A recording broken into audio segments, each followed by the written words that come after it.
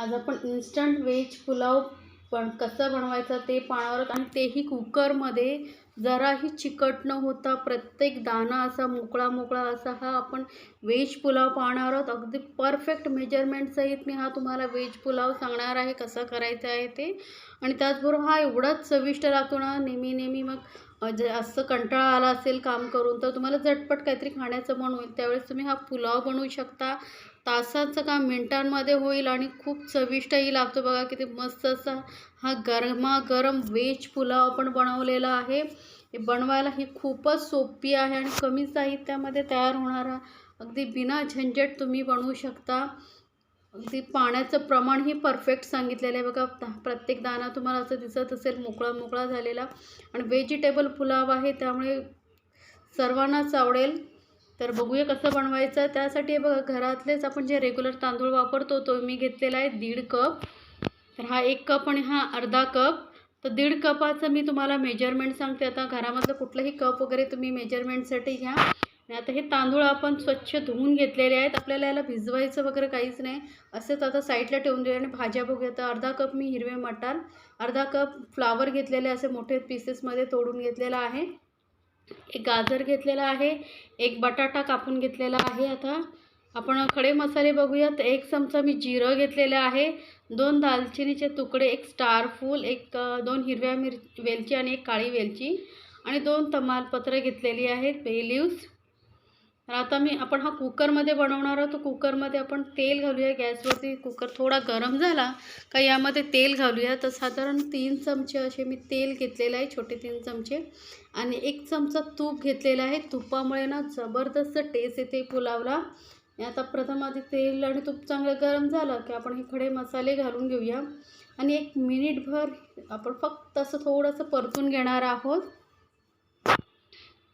बघा थोडंसंच परतून घ्यायचं. 1 मिनिटभरानंतर लगेचच आपण यामध्ये एक चिरलेला कांदा घालायचा आहे. बारीक चिरून घेतलेला आहे कांदा.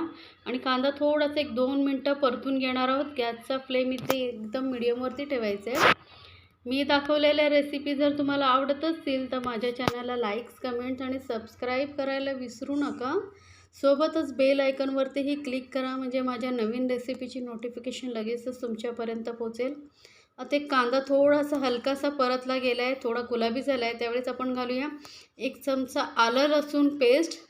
मग काय होईल, कांद्याबरोबरच आलं लसूण पेस्ट ही व्यवस्थित परतली जाईल आणि त्याचा आलं लसूण पेस्टचाही कच्चेपणा पूर्णपणे निघून गेला ना तर जेव्हा आपण पुलाव वगैरे बनवतो त्यावेळेस मग खाताना त्याचा असा स्मेल येत नाही आल्याचा लसणाचा.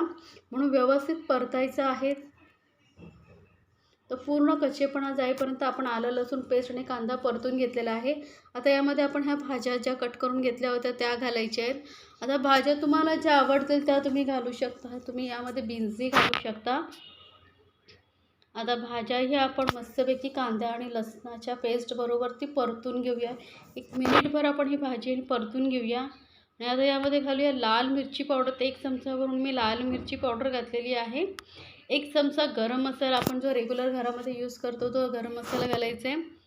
किंवा तुम्ही बिर्याणी मसालाही घालू शकता. तर इथे मी गरम मसाला घातलेला आहे. गरम मसाल्यामुळे छान टेस्ट येते पुलावला. तर आता मसाला वगैरे घालून व्यवस्थित मिक्स करून घेऊया आपण. आणि आता यामध्ये आपण जे तांदूळ धुवून ठेवले होते ते घालून घेऊया. आणि तांदूळ आपण ना त्या मसाल्या बटाट्याबरोबर वगैरे भाज्यांबरोबर व्यवस्थित परतून घ्यायचं आहे. जेवढा आपण भाज्यांबरोबर हा राईस परतून घेऊ ना तेवढाच तो मस्त असा फ्राय होतो. आणि आपला पुलाव जो आहे तो असा एकदम दाण्यानं प्रत्येक मोकळा मोकळा होतो. म्हणून तो 1 मिनिटभर आपण मस्त असं परतून घ्यायचं आहे तांदूळ. तर ही टिप्स नक्की लक्षात ठेवा. जर तुम्हाला पुलावचा प्रत्येक दाणा मोकळा हवा असेल तर राईस थोडासा परतून घ्या. आता यामध्ये आपण घालणार आहोत 2.5 कप पाणी. तर 1.5 कप तांदूळ घेतले त्यासाठी आपण इथे 2.5 कप पाणी घालतो आहे. अरे बघा 2 कप आणि हा आता अर्धा कप. थोडं मिक्स करून घेऊया. अगदी परफेक्ट मेजरमेंट मी सांगितलेलं आहे त्यामुळे तुमचा राईस पुलाव अजिबात बिघडणार नाही. फक्त मेजरमेंटसाठी तुम्ही कुठलाही कप घ्या आणि त्याने सर्व माप घ्या. तर आता यामध्ये घालूया चवीनुसार मीठ. पाणीही परफेक्ट मोजून घ्या जसं मी सांगितलेलं आहे तसं, म्हणजे तुमचा पुलाव जराही बिघडणार नाही, प्रत्येक दाणा मोकळा मोकळा होईल.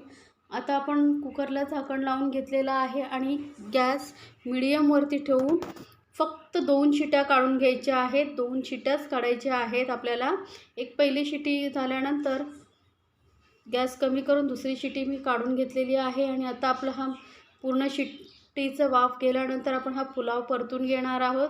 असं असं फ्लॅट एकदम चमचा वगैरे घ्यायचा आणि त्याने थोडंसं असं खालून वरती असा राईस मिक्स करायचं. बघा मस्त असा कलर पण किती छान आलेला आहे आणि एकदम पुलाव आपलं मस्त रेडी झालेलं आहे. बघा जराही चिकट झालेला नाही, मला बघूनच समजत असेल. प्रत्येक दाणा असा मोकळा मोकळा होईल.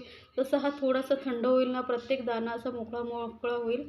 मस्त असा हा गरमागरम पुलाव बनवा आणि एन्जॉय करा. जेवणाच्या आधी थोडा वेळ तुम्ही करून पटकन सर्व करू शकता, म्हणजे जास्त तासाचं काम तुमचं मिनटामध्ये होईल. तर बघा आपला हा रेडी झाला आहे इन्स्टंट व्हेज पुलाव आणि तेही कुकरमध्ये. किती सोपा पद्धत आहे बनवायची बघा. तर नक्की बनवा आणि मला कमेंट्समध्ये सांगायला विसरू नका तुम्हाला हा इन्स्टंट व्हेज पुलाव कसा वाटला. झटपट होणार आणि चविष्ट असा हा व्हेज पुलाव. बघा दाणा बघा कसे मोकळे झालेले आहेत. तर बनवा आणि आपल्या पूर्ण फॅमिलीसोबत एन्जॉय करा हा इन्स्टंट व्हेज पुलाव. आणि माझ्या रेसिपी आवडत असेल तर चॅनलला सबस्क्राईब करायला विसरू नका. धन्यवाद.